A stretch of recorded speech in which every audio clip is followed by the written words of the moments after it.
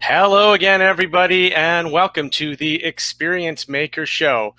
My name is Dan Gingiss, customer experience speaker and coach, and we are at episode 18 already of our little weekly show here on LinkedIn and Periscope. Thanks so much for joining us. Super excited to bring you a guest today that I promise you is going to keep you on your toes. Kate Bradley Chernis is the CEO of an awesome social media platform called Lately. I'm a big fan, and welcome to the show, Kately from Lately. How are you? I'm so good. How are you? I am great, and I've been looking forward to having you on the program because every time you and I talk, I have a great time and learn something, and you inspire me in some way. So I expect that to happen again. No pressure. I love you. I was telling you earlier, like, I don't know what it is, but I put a headset on and I get like 80s hair. And like now I feel like it's so funny. Everyone is always like getting on Zoom now and like kind of touching up themselves, right? This is what Lauren and I, my right-hand woman, we spend a lot of time doing this before every like screen call. And it's just the funniest thing to watch. It's like it's like you're on the other side of a mirror watching people, when you log in at first. Yes, So, I was telling you I can't entirely relate, although sometimes I got to comb out the goatee a little bit. it's a thing. It's definitely a thing. They should name it. Someone should name it so we can refer to it as a. Well, maybe Zoom hair. Maybe that's what it's something like that. So tell us a little bit about yourself, because I know you have a really interesting background that started in the music industry, and then how did you get to Lately? And tell us about what Lately is. Yeah, so thank you. It's true. I was in the music industry. My last gig in radio, I was a radio rock and roll DJ for a dozen years or so. And the last time I did that was for XM satellite radio. So I was broadcasting to 20 million listeners a day. And if you're real nice, I'll do my radio voice for you, Dan. I love it. So sexy. Yeah, my husband is like, why don't I get the nice voice? He's so funny. But amazingly, actually, my career in radio does translate to my career in marketing, which I'll get back to in a second. But so kind of fast forward and tell me how much of the story you want to hear, because there's a lot, but well, I won't fast forward. So here I was at XM and I was feeling kind of squashed, like my ideas weren't getting listened to. There was a lot of sexual harassment, which was, very annoying, of course, but really more frustrating for me was this idea of being not validated or not given the credit for the work I was doing. And I just couldn't stand it. And so my body started reacting, like, how your body just, for some people, stress manifests physically, and that was the case for me, and I wasn't listening. And so it got worse. And finally I did listen, and I moved to another company, another boys club. Same stuff was happening, and I was just crying all the time, and I was really miserable, and my dad had enough of it. So one day he shook me by the shoulders very lovingly and said, "You can't work for other people, and there's no shame in that." And that was a big aha for me, actually. I don't know if there's other people around, like anyone else, like feel like, oh, I can do this myself. What do you mean? You had that. You know my joke. I like working for the Dan better than I liked working for the man. It's awesome. I feel you on that one. It's so true, because like you start to think, it does take a special kind of person, and I mean crazy person. I totally must be crazy, because this is a roller coaster. I love the ride, and the lows are low, but the highs are so high. So there's this like manic, I think, kind of personality you have to have. But it's the idea of knowing to yourself, like, what matters more to me? Is it knowing where my next paycheck is coming from, or working for an a-hole, right? So like for me, the worry of the first one is way less great than the worry of the second one. And that's saying something, because for a lot of people, not knowing for sure where your next paycheck is coming from can be debilitating. So once I understood that this was a path I could take, or that people could take, I didn't even know it was a possibility until that point. My husband gave me Guy Kawasaki's Art of the Start, that Bible everybody has. And I started to read it. And somewhere in the first chapter, it says, don't make a plan, just get started. So I was like, well, I don't need this book. So Thank you. Right? so funny. I was actually just looking through my photos the other day, my iPhone photos, and I have a picture of Guy Kawasaki. I met him before this, when I was still in radio, and I wish I could meet him sometime since then, so I could like just. I mean, I don't know him well enough, but I just have a fan photo with him, and see what he thinks. That's awesome. Yeah, and he probably appreciate that he somehow inspired you all those years ago. Yeah, for sure. Hopefully, he won't be too offended that I was like, "Well, goodbye, book." But Hey, it so did its job, right? You bought it, you read enough of it, it inspired you, and you were on your way. that's the thing. It was enough. And like, one of the things, of course, now that I know this, being a startup owner, and that just being as a business person with your own business, is that there is no map when you're doing it yourself for anyone, right? So there's lots of advice, and it's all 30,000-foot advice. So that's what I saw then too. Like I could see like, well, this is good and inspiring, but it's not going to apply to my situation right here. I just got to get rolling, right? And so the next day, actually, I met my first investors, who gave me $50,000 to start my first company, which is super nice, and a surprise. And my husband was pissed. He was like, "I just gave you that book." Look what you've done already. I know, right? So, so then that's when I had this first company, and it was fine. Everything was good. We were doing a music tastemaking, like a widget online where we would recommend a new song and an old song together.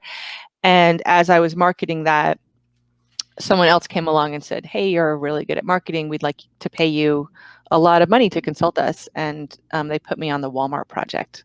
So I've heard of that company great. Somewhere. Got to remember where, but yeah. Yeah, that was pretty crazy. So, and that's where the Lately story starts. I mean, Dan, I love it when your life is cyclical, and it may just be hindsight putting the pieces together in a way that connect. But so here I am, someone who didn't come from marketing. I came from a fiction writing major background. So like, I mean, you could say that's marketing, I guess. True. But I understood the idea of stringing a thread together and callbacks, which are part of fiction writing, like comedic callbacks, but not always comedic, but the idea of like referencing in that way. And then I also understood, because I'd worked for IBM before and from XM, this idea of hundreds of thousands of people needing to collaborate in some kind of online system. I mean, this is a while ago. I'm old, so like 15 years ago, CRM was not everywhere, right? People were just kind of understanding that. But I knew how to organize content in a way that others could use it and talk about it. And so I made Walmart one hell of a spreadsheet that was designed to do this for tens of thousands of people, all united for this particular campaign. And my spreadsheet system got us 130% ROI year over year for 3 years. Sweet. Yeah, so pretty good spreadsheet. And that brought us really here. I mean, my friend Steve Blood, who you've met. So Steve is a serial entrepreneur and an investor, and we were friends, and he was kind of stalking me. Like, he was really harassing me about my spreadsheets for a couple of years. And I just was like, what is this guy's deal? And eventually he was like, you just need $25,000. We're going to automate your spreadsheets and create some wireframes. And I was like, dude, first of all, don't touch my spreadsheets. Hands off the spreadsheet. What do you think? And then the second thing was the $25,000. Like, I mean, I was a line cook. I was in radio. Like, I wasn't a money maker at that time, right? And I'd saved up my whole life for $25,000 and was buying my first house. So I was like, dude, you're nuts. And he ended up bringing together Jason, who's now one of my other co-founders, and taking the money out of his own pocket and building the wireframes that are now the backbone for Lately, as you know it. So our idea was to give you, individuals and businesses, the power to do what I did for Walmart, like just by clicking a button. Well, that's awesome. And we're going to do something different in today's show. We're going to actually go through and do a demo. And I'm so excited about this because I'm a big fan of Lately. I use it all the time. You know that. We've had many discussions. I've given you guys good feedback, constructive feedback, everything that comes off the top of my bald head, you usually hear about it from me. But I love the platform. And so we're going to actually go in and show people how Lately works. And we're going to do it live on my account. So so Brian, my CTO, if you're listening, don't break anything right now. Don't screw anything up right now. So hopefully you can see my screen, and I have a new blog post that came out, I think it was Monday of this week, on my website called CX Rules Apply Even in a Pandemic. So I'm going to copy the link to that post, and I'm going to paste it right here in the fancy auto generator. I'm nervous, Dan, I have to say. Don't worry. I've actually tried it on this link before. It's going to work just fine. Okay. And I'm going to add in a couple hashtags. I like customer experience. I like CX, and I actually am going to put in COVID-19 as well. And you'll see in a second that I can ask Lately to rotate those hashtags so that they don't all appear at once. And we can add text ahead of time. So let's add the word. Sorry, did I just cough on you, Dan? That's okay. We're going to add the word new in here. And at the end, I want to cite my Twitter handle for my company, which is the CX Maker. We're going to shorten the links with bit.ly, and we're going to rotate the hashtags. All right, you ready? Is it going to work, Kaylee? I'm so ready. I've got my eyeballs crossed and my fingers crossed. I have this set up for Twitter, although you can obviously set it up for multiple channels if you want. And in just a couple of seconds, we are going to see a whole bunch. Well, hopefully we are, but I'm pretty sure we're going to. Here we go. 22 tweets out of a little, and this was a short blog post. Normally, sometimes I get up to 50. And so here's what's happened. We've got tweets that are generated. It's got the image from the right from the blog. It's got the reference to the CX Maker. You can see that it is it's rotating the hashtags, and then I can go through and check it and check these out. It is AI, and so every once in a while you got to do a small bit of editing, but they tend to come out really, really well. And I can then schedule these all together, basically tell Lately, hey, out of 22, I want you to schedule these over the next 3 or 4 weeks, and I can set it and forget it. And one of the things that I love about that, and one of the things that I really use it for, is I spend my time on Twitter now engaging with people. I don't have to spend time building tweets and writing tweets and posting outbound. When I go onto Twitter, the whole thing I'm doing is going to my notifications and talking to people. And it's all because I've been able to take all this content and put it in here. And it can be my content, anybody else's content. And then one of the last things that I know you guys just added, which is just amazing, is the ability to actually parse videos as well. So tell us about that. Yeah, thanks so much. I mean, we need to give you some sales commission here, clearly. You did a really good job. Yeah, I mean, so one of the things that, there's a couple things at play here, which I think is worth talking about. Number one, we were thinking about, I do lots of podcasts like this, and how could we do a better job of using this content? Because it's lying right there in front of us, right? And so I was asking interns manually to go through and auto-generate the text, right? And then transcribe the text manually, then run it through the auto-generator, get the quotes that the AI found, and then manually clip the videos to match up with it, right? And so my tech team was like, hey, we can automate this too. Oh, hello, that sounds pretty good. So now you're able to push a button and then exactly that happens. And I'll show you what it looks like if you want, Dan. Actually, you can show it what it looks like in the wild. Just can you go to twitter.com/GaryVTV? Sure, I can. Yes, give me a second. Keep talking for a second. Yeah, sure. So you guys all know Gary V, right? Gary Vaynerchuk. Of course. So one nice thing that happened was last summer, actually, his team posted the thing on LinkedIn talking about his pillar method. And he was like, someday AI is going to be able to take long form content and then instantly turn it into 30 or 40 social posts.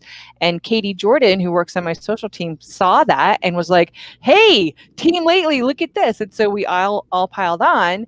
And we made Gary our customer. And so you can see this is what it looks like in the wild. So this is a Twitter channel that Gary just opened a couple weeks ago, and it's populated by all Lately's content, both text and video, that was instantly created. So is this an example, or give me one, or is this one here? Everything on this channel is that's the video, and then the other is the text content. Yeah. That's awesome. So just to clarify, people, what's happening here is Lately is pulling a quote from the video. It's giving us the quote, and then it's showing just the snippet of Gary actually saying that quote, which is so cool. It lines up the audio and the video and the text together, and then of course you can still add the hashtags and the handles, etc. It's really neat. Yeah, thanks. And the reason we did this, right, was to, like, I hate the idea of time wasted, spending a lot of time on something and not getting a lot out of it, right? It's just such a huge bummer. It's like, why chop the garlic if you're just gonna like burn half of it or not put it all in the pan, all those little morsels, right? And the other thing I was thinking about, and this I've thought about a long time, like, so the idea of marketing in the moment is very antiquated. And we're seeing this in other ways, right? So live TV, for example, bye-bye, or live radio, right? It's not happening. People are binge watching stuff after the fact. And so after the fact marketing is also, it's already been happening, but now more than ever, people are cottoning onto it, especially because of conferences, Dan, right? So this, like, I mean, the idea of people watching a Zoom channel for 3 days, it's not happening, right? So how do you make more out of live conferences? And the way you do it is after the fact marketing. So you would take a webinar like this, for example, run it through the generator, get 100 mini movie trailers designed to get people interested in the long form content, right, in the movie itself, and then use that to hook them over time. I love it. And it is, it's such a, I mean, there's nobody else doing this, which is what is so cool. And again, I was just talking to somebody actually earlier today who was using Buffer to schedule his stuff. And actually I referred him to you, and it turns out he works for a company that's already your client. So I think you'll get an extra seat on that. Oh, cool. But I mean, and look, I actually do use Buffer too, along with Lately. I use it for different things. But the thing that is so great about Lately is the generating of the content. So if I come up with a new blog post, I can go on to Buffer and have it auto schedule, but I got to write every post myself. And when I come to Lately, I can have it create 22 posts, and off we go. And I've been doing that for all of my Experience This Show podcasts, because we have the transcription. So I bump that up there. Now I haven't, and I certainly could. I assume does the video clipping also work with audio? So if I put just a MP3, right, I could take quotes from it, and you could hear the sound as well, which I think is awesome. So, and if you think about a half an hour long podcast, I mean, that is almost unlimited content. You could have hundreds and hundreds of posts and go and obviously I would never advise to people that you send out hundreds of posts over hours or days, but over weeks and months, right. It's fantastic. As long as it's evergreen content, it's a great way to get people back to check it out. Yeah, it's like you're making your own long tail, right? And you're looking, in this case, less for clicks, but more for reshares. And it's really good for that, because people share quotes. They do. I mean, right? That's what they do. That's what they pin to their top of their Twitter channels. Absolutely. I want to share this comment with you that came in from Luis Clemente Jimenez, who says, greetings from Mexico, but check this out. That was his reaction as we were going through the demo on Lately. So I agree. Wow, that's amazing. Thank you, Luis, and thanks for watching. We really appreciate it, and hope everything is okay, and hope you're safe and healthy and down in Mexico. So, Kate, what has, I mean, obviously the last few weeks I've sort of had to bring this up with everybody, but how have things changed with the pandemic and staying at home? And are you finding both, how has it changed from a business owner's perspective and kind of how you run your business? And then also from what are you hearing from clients and how they're responding? Yeah, thanks for asking. And it's important to ask to know. I find that just checking in on how people are doing, human wise and business wise, is super important generally. And that's the one thing that hasn't changed for us, because it's not even the one thing. A lot of things haven't changed. So lately has actually been a dispersed team right from the beginning. We've had like a faux office in New York that's not nobody really goes to, because for a lot of reasons, for economic reasons, and for some other functional reasons, and it just works well for us. So we've always been that way. Plus, my team is mostly made up of individuals who've had their own companies before, or been in startups, or had DBAs. So we're really autonomous. We're also a fairly flat organization. That's just how we work. So all of these qualities have set us up for this time. The other thing, Dan, and hi to the entrepreneurs out there. So a year and a half ago, I didn't raise a round of $2.5 million. I had 2 million circled. I couldn't find a lead.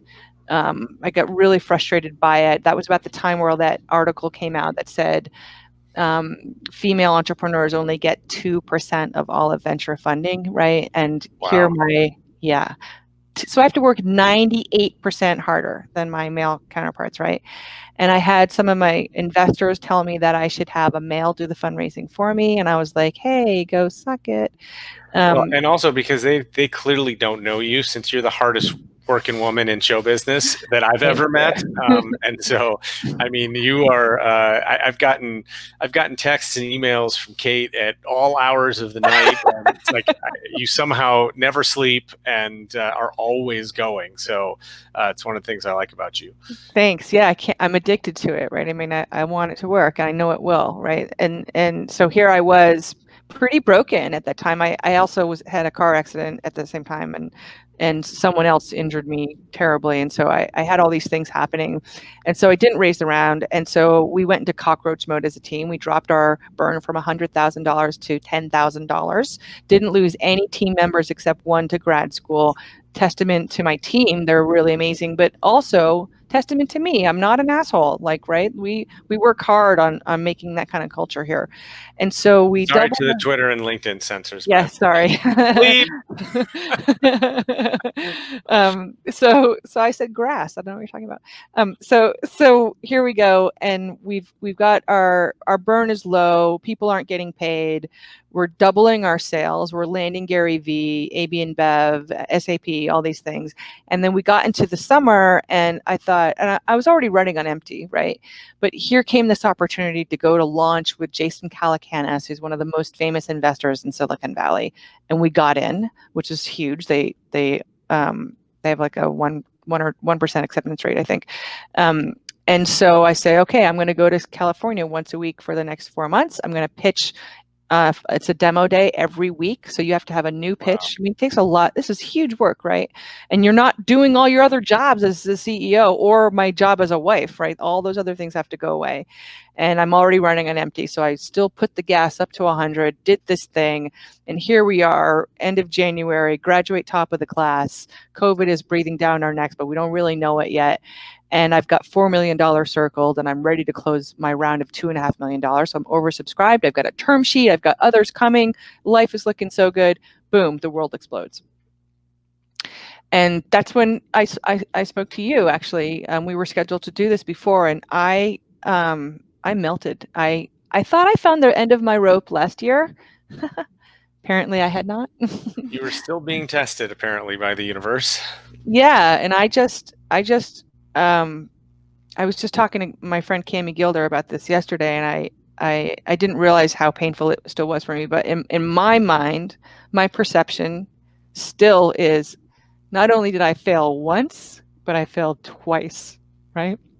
I don't think you failed. I think it's like when you break up with a boyfriend or girlfriend, right? And like, it's not anybody's fault necessarily, and yet sometimes the universe just doesn't, the stars don't align, and it doesn't work out. And having gone through a breakup recently, which is why it's on my mind, I've always been a believer that I know it's cliche, but I do think things happen for a reason, and generally you end up on the better side of it, even if you don't quite know what that looks like, and or when it's going to happen, or what have you. And we're all being tested right now in a moment where all of our businesses, no matter what business we're in, whether we're entrepreneurs or we're in big companies, we're being tested in a way that nobody could have planned for.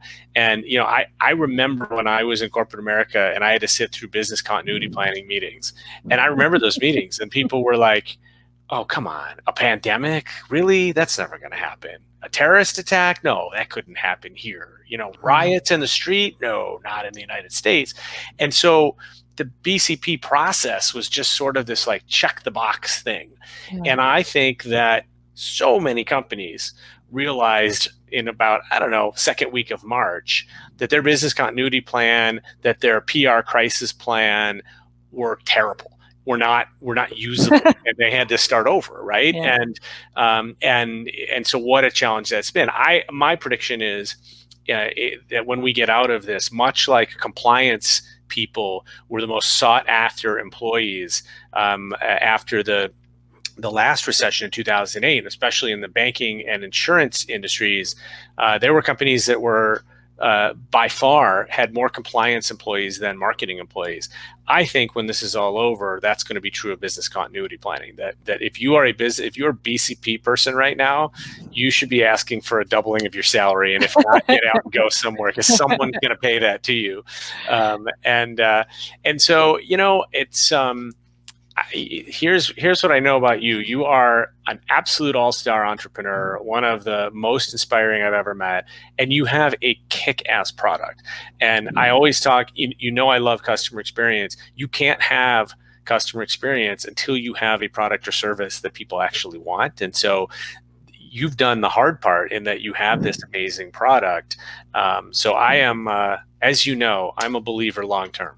I love you, Dan. Thank you so much. Yeah, I mean, it's so validating to hear that, and like the reason I wanted to share that with you and everyone else is because what was also interesting, that by the time COVID hit and everyone was freaking out about money, my team already has been here before, right? They haven't been paid already for a year and a half, and they were like, well, same shizzle, different day, right?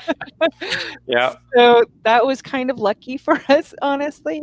And then to your other point, two other things are happening, as you know, which is everyone's trying to reinvent themselves. Everyone's a startup suddenly remarketing themselves, looking for organic marketing, like because they can't afford paid, and organic has more value anyways. We know, and then also looking to, everyone's hair is on fire. Who has time to really think about it, right? Except So mine. AI, yeah, and so that's been helping us. Like the dynamics of the COVID-19 have been in our favor. But the video clip feature, we released that in March because we were inspired by actually a particular customer who Brian Moran, right? Yeah. So other people had requested this, but Brian really just lit the fire under our butts and was like, let's do this. And so we did. And when we showed Team Gary Vee, they were just like, holy crap, we got to have this right now. So that's been really helpful as well. And, I think like when we were talking initially about the market and reacting in this space, and you've just talked about customer experience, one thing that we've always prioritized it lately is to treat our customers the way we treat ourselves, which is very upfront, very human. I mean, this, right? We actually do. I'm very proud to say we walk the talk and we talk the walk. But it's because we do it everywhere. We do it in our external marketing. I do it with my team themselves. So I work really hard to talk to them individually, send them surprise gifts. They all received things from me, certainly in the last 4 months. And I know all about them, right? I follow all of them on social. So whenever we have our meetings, like we're friends.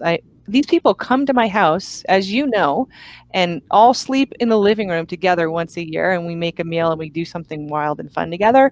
And I mean, everybody likes, I mean, they're in some of them in the chat now. They can tell you guys the truth.